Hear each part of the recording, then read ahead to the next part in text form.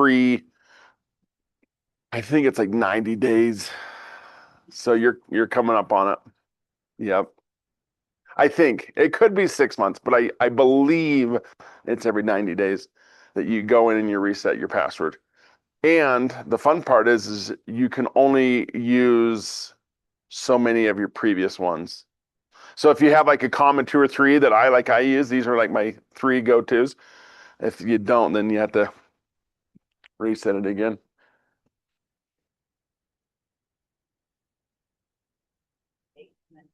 Does that? Do you use LastPass or what do you use? Password sandwich. I haven't heard of it. Oh, you're good. Tell me about it. What is it? This is good stuff. It was the same thing, like, okay, how do you keep track of all of that? Yep. So basically, you come up with a sandwich. So you have something at the beginning and something at the end, and then whatever is in the middle is always the same thing. So the way she taught to come up with it is you basically pick 3 words, and out of those 3 words, you take either the first 3 letters or the first 2 letters to concoct a word that means something to you or the Okay. so it doesn't have to be just something. And then you get 4 letters.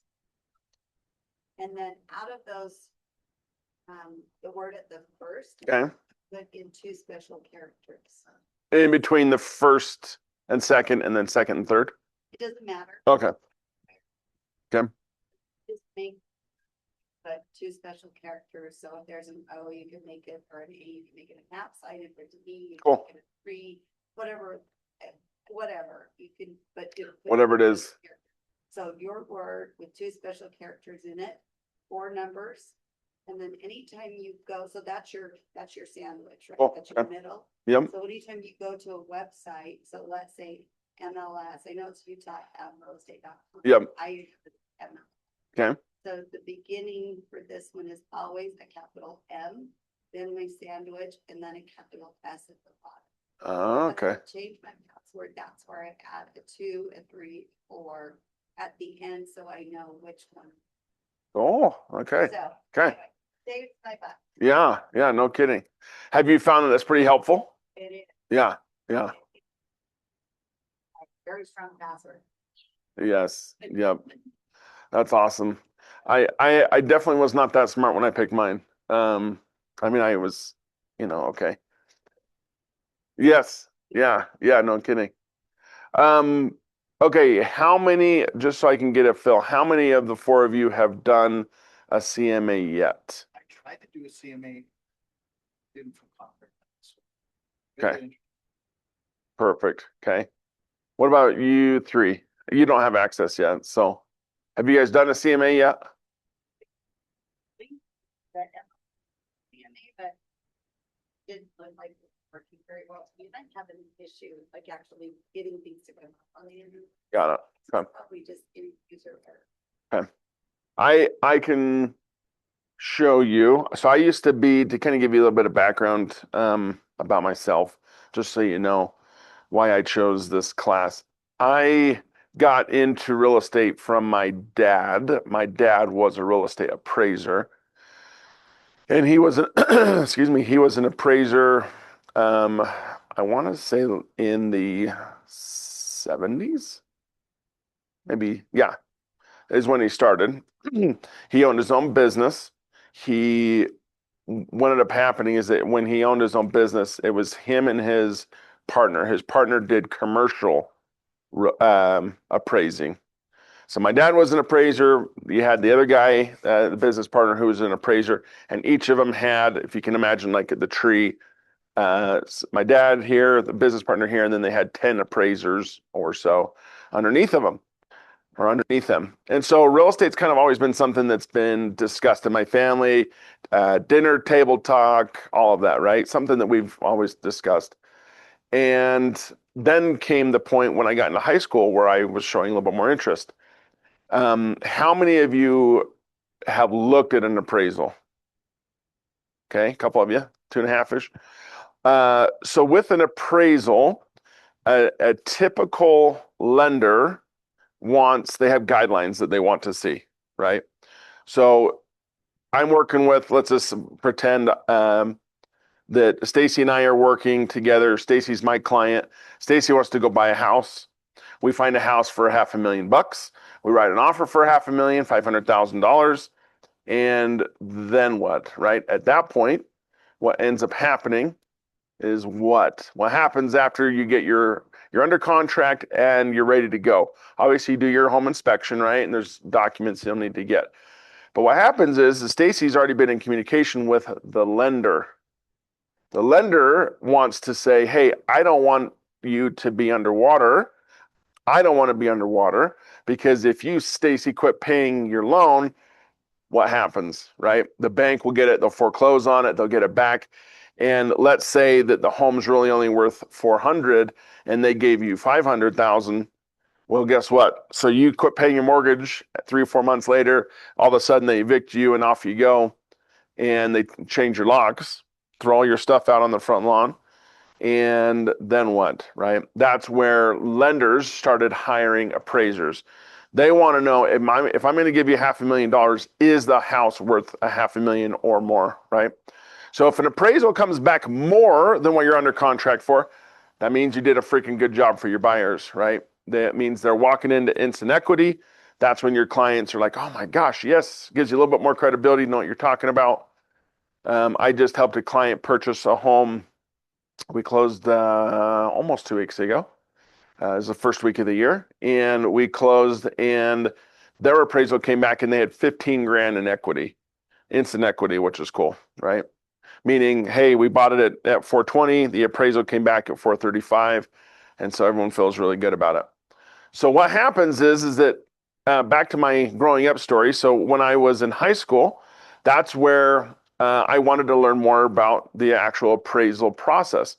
And so my dad said, these are what the lenders wants to see.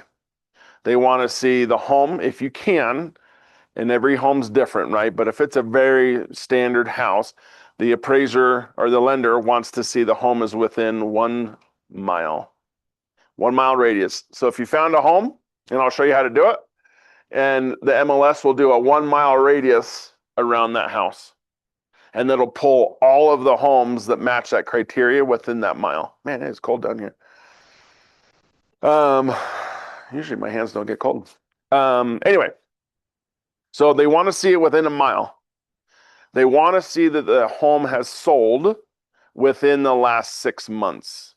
And they can find it in 3 months or less, even better. But 6 months is kind of the as far back as they want to go. And they want to truly compare.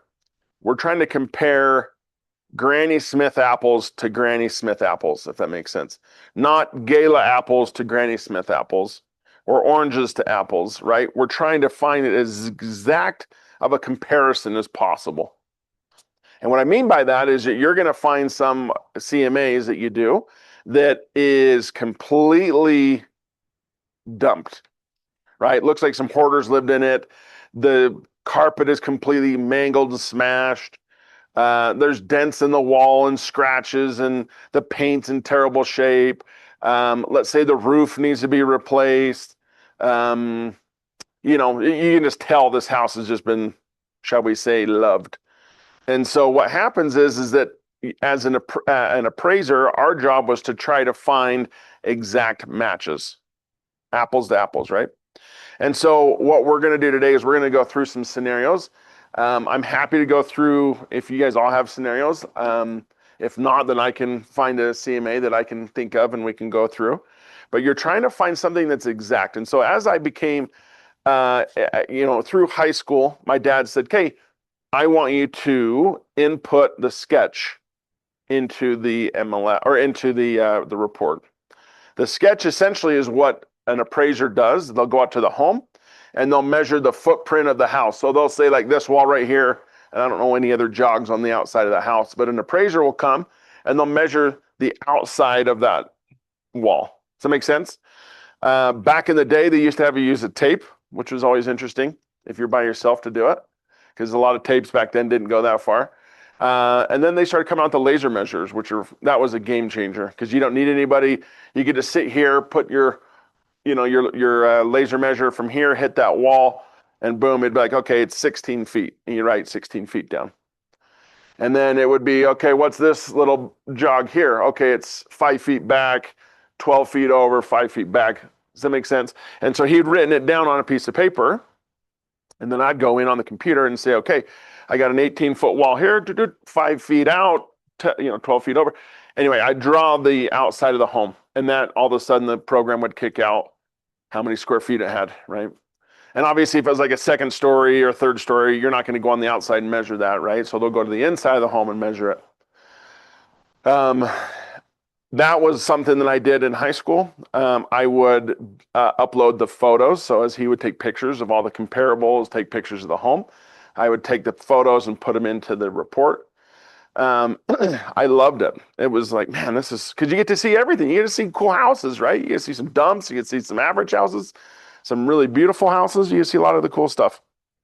And so for me, I felt that there was still an interest there for me to keep going down this path.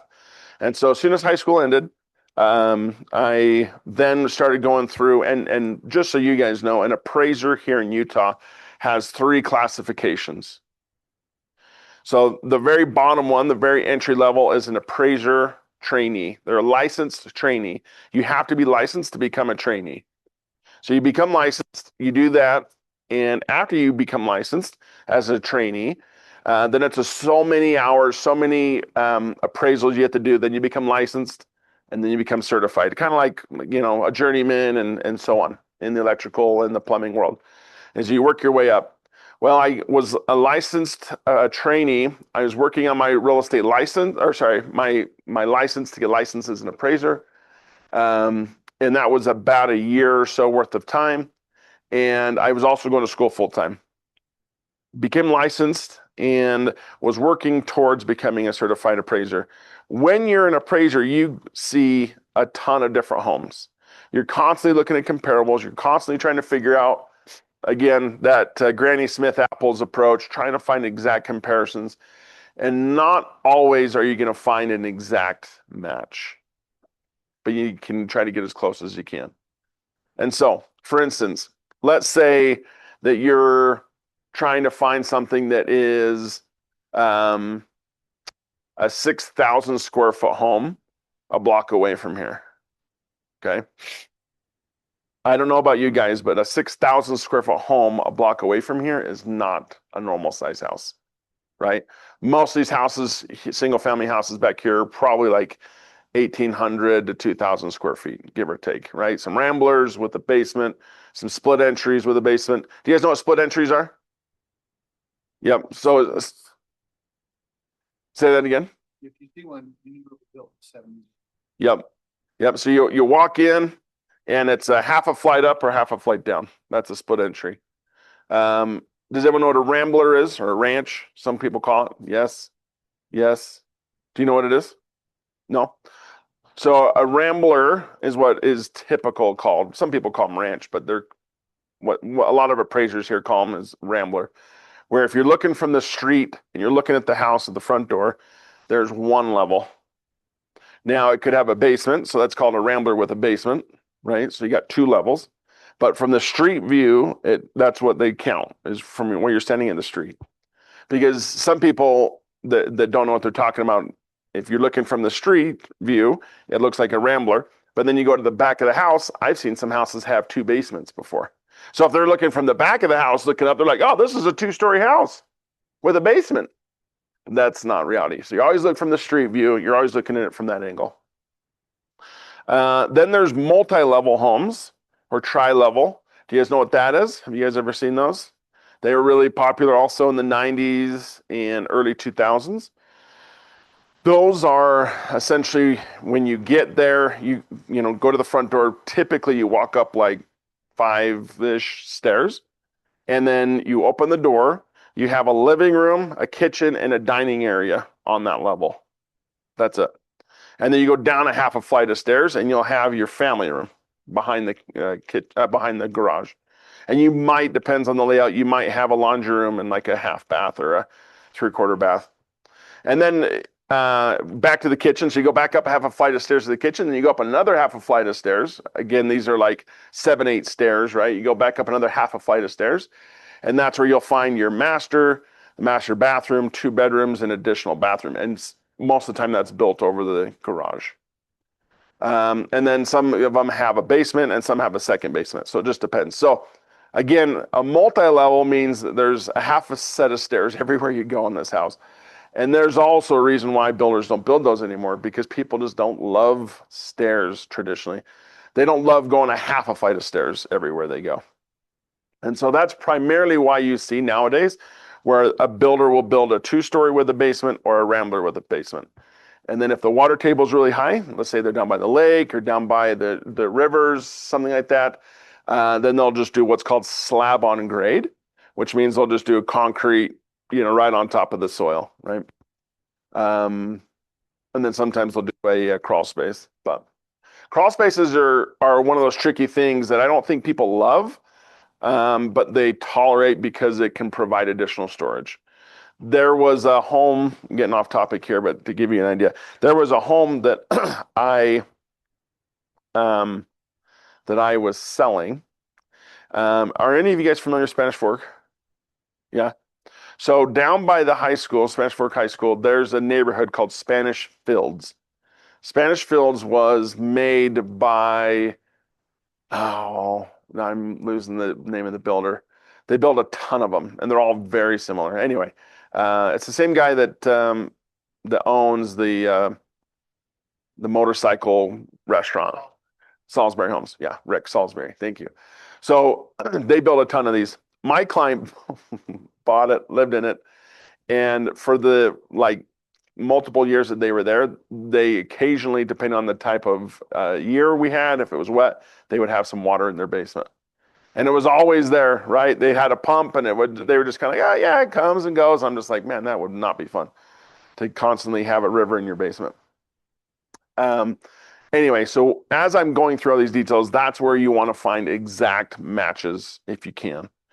So what that means is if you're going through and the subject property is a multi-level, don't go compare it to 2 stories. Don't go compare it to split entries. Don't go compare it to, ramblers with a basement. Compare granny apples to granny apples. Does that make sense? Yes, yes, yes. Okay. You had a home that you were going to do a CMA on, or you did do a CMA, you weren't confident on it. Do you have an address? The address, it's a build that I'm trying to see what I can get for it. So I have the numbers. I just don't have the sales price of what I think I can. What do you think? Do you want me to pull it up? You want to work it? Yeah, it's 14257 South Summit Crest Lane. So when I search, I go to residential full because it's a actual home, right? Not a lot. No, it's just a lot. So. But you're wanting to build it, compare it as if it is a finished home, right? Okay. So new construction can be a little trickier, but we'll work through it. Okay, so when you're looking at doing a CMA, you want to find, I look up 4 categories when I'm looking, okay? Active, which means what? What does active mean? Currently on the market. Under contract, what does that mean?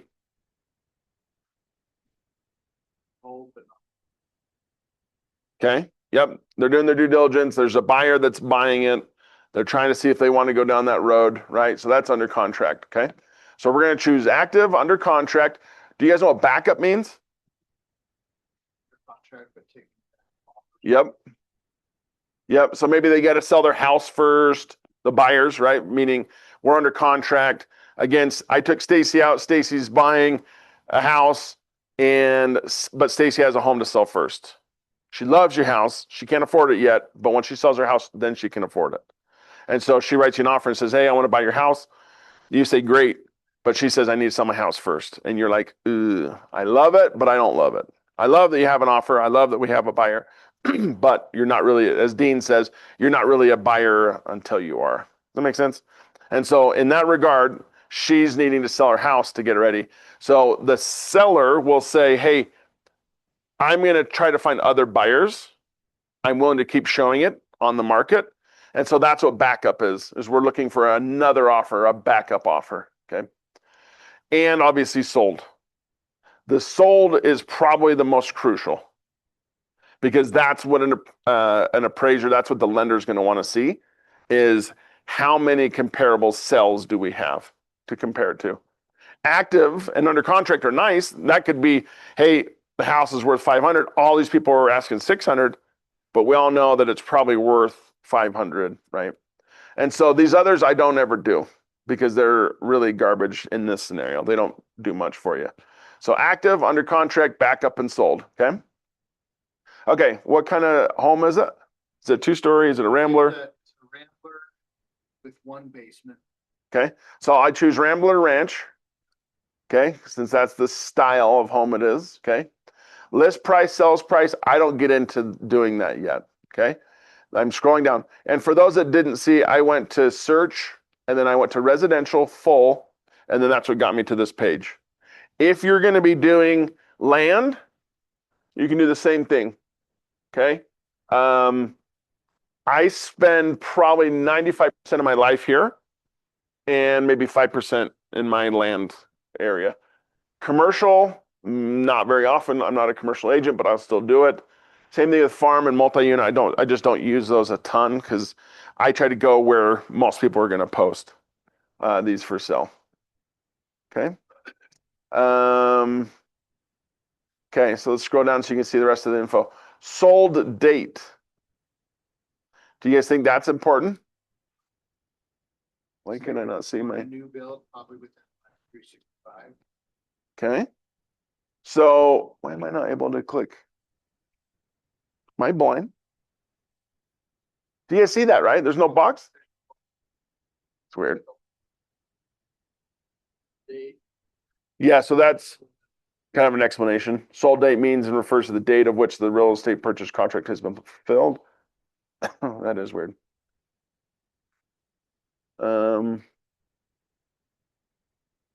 Let's try this again. They're still not there, are they? Just hidden? Okay. Okay, so active, under contract, backup, sold. Rambler Ranch is still checked. Property type, okay? So it's single family, right? So again, you're not going to compare it to a twin home.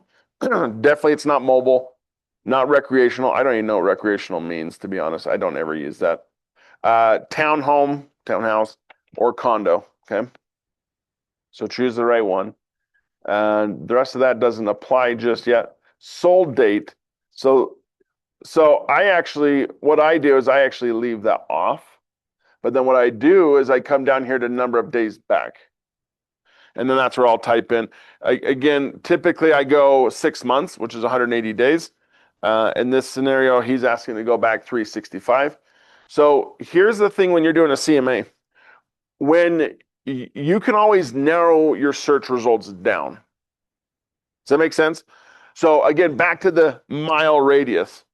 If you put in all the criteria that we're putting in, and all of a sudden it gives you 50 comparables, you're going to be like, I don't need 50. That's way too many. Then start chunking down your results. And I'll tell you what that means here in a second. Okay. Okay. So number of days back, I went back a full year. Okay. Some people will put in city, county, zip code, or state. I leave that off. And I'll show you how there's a better way to do it. Because what if the home is on the border of Orem and Provo, and you just chose Orem? Now you're excluding half of your circle, right?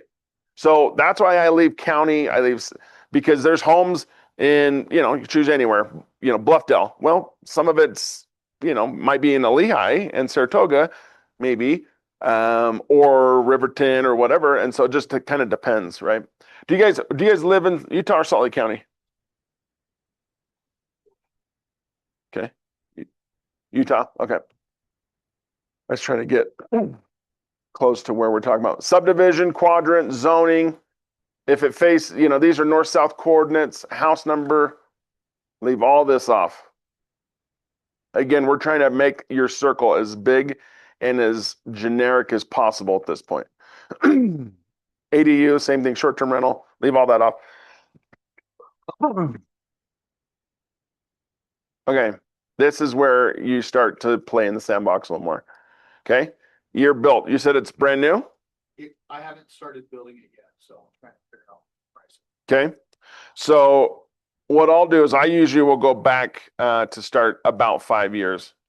So we're going to go to 2021 as the effective year built or year built.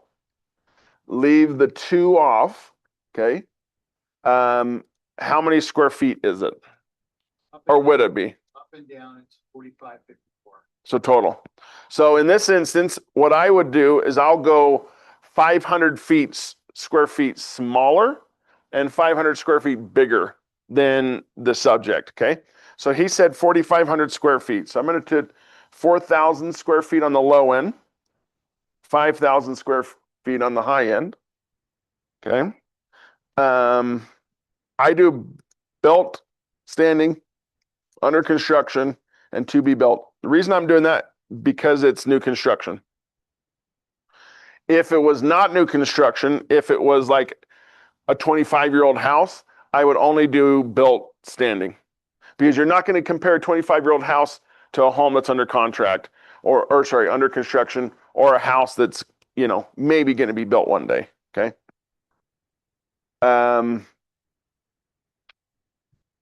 Okay, so garage capacity, I leave that off because we'll make an adjustment for that. Okay, now comes the point of trying to say, okay, right now, top left corner, you can see we have 650 results. Way, way too many. What are we missing? So I did within a certain time period. I'm comparing the similar size. Exactly. We don't have a location. So how do we do that? Okay. So I then click on view map right here below my search results. I click view map. Okay. Now what do I do? This is a little unconventional, but this will save your biscuit. It will make your life easier. I click on radius tool right here.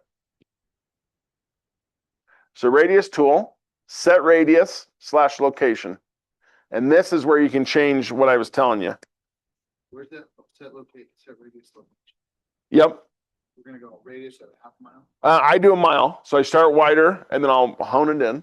So you're gonna go Yep. Because that's what an appraiser will do. An appraiser will go full mile and then they'll hone it in from there if they can. Okay. Yeah. Is it, you don't have it listed yet, right? So you don't have an MLS number? Let's try putting it. Do you know the MLS number on that? If not, we can put the address. Either way. The MLS number was 2106-295. 2106-295. Okay, and then I hit set criteria. Is this in Eagle Mountain? No. Oh, Rosecrest. Okay. It's in the correct. Yep. Butterfield Canyon. No. Not quite. No, a little bit south, towards Rose Canyon. Okay. Okay. Okay. So you can see here. Remember my circle I was telling you about? Okay. So that's what an appraiser is going to do. And if you can put your mind into a mind of an appraiser, chances are you're not going to have very many battles with your clients. You're not, you know, when you go to list it, you're not going to have very many battles with the appraiser when they come out to appraise the home because you priced it accordingly. You priced it right. Okay. So we got our mile radius. Green means actively for sale. Red means sold. Okay. Yellow means under contract. So when you look at the map, that's when you know. So this is good. This is telling me that we've got a bunch of red, which means that's sold. It means we got a pretty good mix here. Okay. From here, I'll then go ahead and hit view results. Okay. Here's all the homes right here. How many did it give me? 10. Okay. That's a pretty good number to work with. 10. And then what I do is I click on this guy to select all of them. And then you showed up 17 on yours. Are you doing the same house or a different house? Let me come look at it. Oh, it's all great. Circle matched and everything. Okay, so go to refine search. Active, backup, contract sold, okay. Choose single family here. How many did that give you? Now we're at 16,000, okay. Scroll down, number of days back. So I did 365, yep. This gives you 16,000 still. Okay, keep scrolling. Okay, so year built 2021 on that side. So that's the bottom end.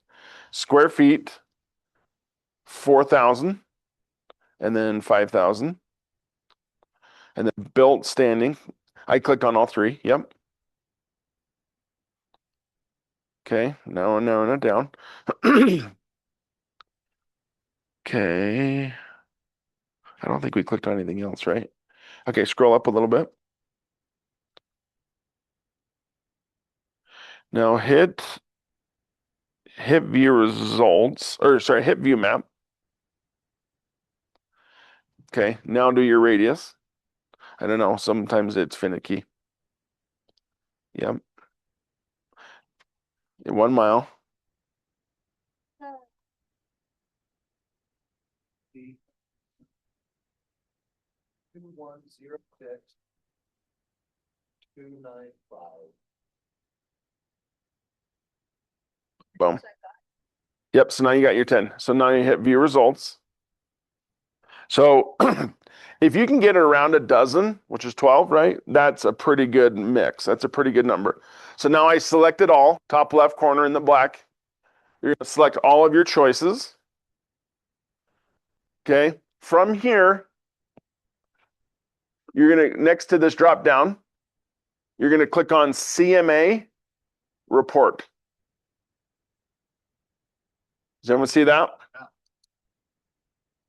Okay, now it's gonna kick you out right here, bottom left. So this is very rough. So don't take this for gospel truth yet, okay? Active, and this will also kind of give you an indication which way the market's going, which is kind of cool once you'll start looking at it. Active, it's saying of all the ones that we chose, we're at 1.9 million is what's actively, when you round all this up, that's the average, 1.995. Under contract, 1.1. So when you first look at it, it doesn't look great. Usually these are tighter numbers.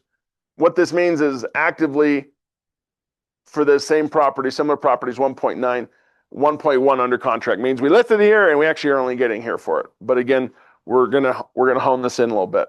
Sold is your best friend here. That's what, to give you an idea price wise, when someone's like, hey, what should I sell my house for? This is where you're gonna start looking at this. You can tell them and say, hey, right now it looks like we're getting about 1.1 is what, you know, give or take. But it looks like some are starting at the 1.95 and then they settled somewhere down here to the 1.21. So it's a little bit screwy. Okay, so I'll help you kind of narrow this in, hone this in a little bit. Okay, so this is kind of like a mini appraisal where, again, here's your subject property and here's all the comparables, and you can scroll over because the rest of them are kind of buried over here. Okay, so what we need to do is we need to populate the subject data. We need to upload that. Okay, I don't know why, but sometimes it should auto-populate it. This one did not. So I'm going to hit populate subject data. So again, this is where you can put in the tax ID number or the MLS number. Tell me that number one more time. 2006 2106 295. Man, you usually can remember those pretty good. Okay, 142757 South Summit Crest Lane. That's the address. Okay, so it auto-populates that. Put in the house. Again, this is gonna be a little bit different because you said you've changed the plans. MLS number, you can see how that matches. Homes, okay. Shows you comparable 1, 2, 3. You can remove them, which I'll show you how to do, because if there's such outliers, like if it doesn't even make sense, it's not even in the same realm of similar home, then you're gonna get rid of it. Okay. So the number of bedrooms, Yep. So tell me that. got 6. Okay. How many full baths?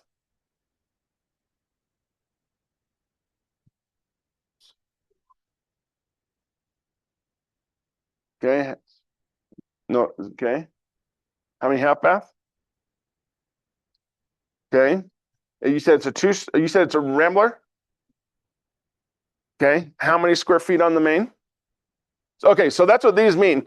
So level 1 square footage, level 2, 3, 4. Because again, multi-levels, right? So street level, that's always going to be from when you're standing at the street, curb, whatever, sidewalk, and you're looking at the house, that first level is level 1. Ground level, typically. A lot of those multi-levels, you pull in the garage, that's going to be level 1. Level with the ground. That's level 1. Then you go up a half a flight of stairs to the kitchen, again to the front door, typically. That's level 2. Up where the masters and other bedrooms are, that's level 3. That's where you're going to break these down. Some agents will just group it all into level 1, and that's just not being very good at your job. That's just kind of just being lazy, okay? How many square feet on level 1? Okay. 2280.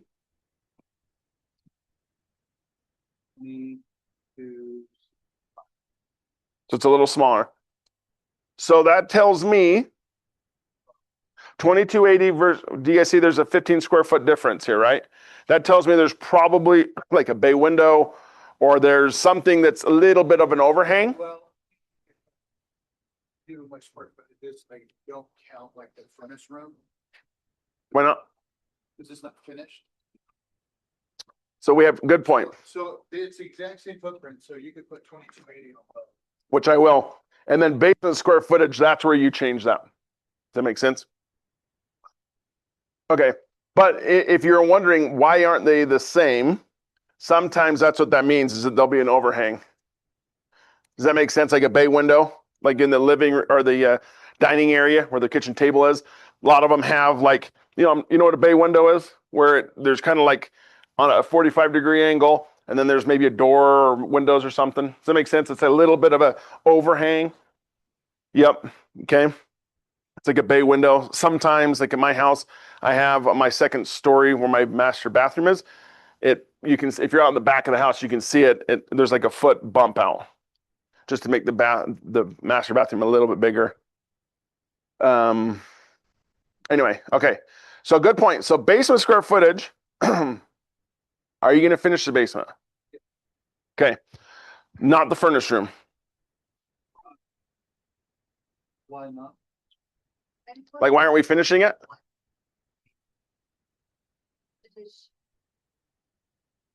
Probably not much. 100% finished versus 60%. Typically, when I finish a mechanical room, it'll have plywood around the walls and epoxy paint on the floor. And then sell it that. But that's, you don't get money back for mechanical. There's no investment. You're going to get measurement. Is there room for storage? Yeah. I'm asking stupid questions, I'm sorry. In this plan, yeah, it is. In the mechanical. So that's where what I would do is look at the basement square footage. You'll see some appraiser like it's 100%, or some agents will put in it's 100% finished, and then you go in, you're like, there's a furnace room not finished, there's